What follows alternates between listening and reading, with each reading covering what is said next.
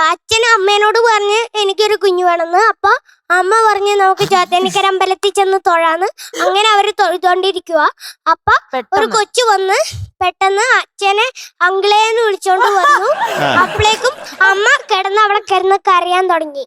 എന്നിട്ട് പിന്നെ അവസാനം ചോറ്റാനിക്കരമ്മ അച്ഛനും അമ്മയ്ക്കും ഒരു അനുഗ്രഹം തന്നു. എന്നിട്ട് കുറച്ച് മാസങ്ങൾ കഴിഞ്ഞപ്പോ അമ്മയുടെ വയറ് വീർത്ത് ഒരു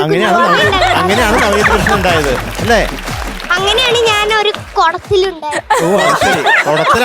അപ്പൊ അമ്മ കുഞ്ഞുവാവി ആയിരുന്നപ്പോ ഞാൻ ഒരു ഉപ്പിന്റെ അത്രയും ഉണ്ടായിരുന്നു. അമ്മ ചെറുതായിരുന്നപ്പോ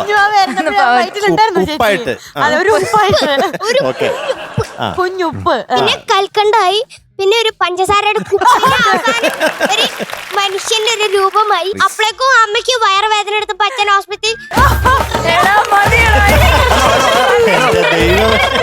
പറഞ്ഞു കൊണ്ടുപോയി. ഹോസ്പിറ്റലിൽ നിന്ന് സാധനങ്ങൾ എടുത്ത് എന്നെ പുറത്തെടുത്തു.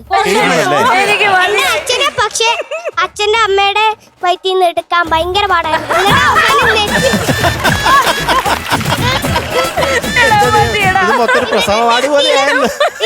നെറ്റിയിലൊരു മുഴയുണ്ട്, രണ്ടെണ്ണം. ആണോ?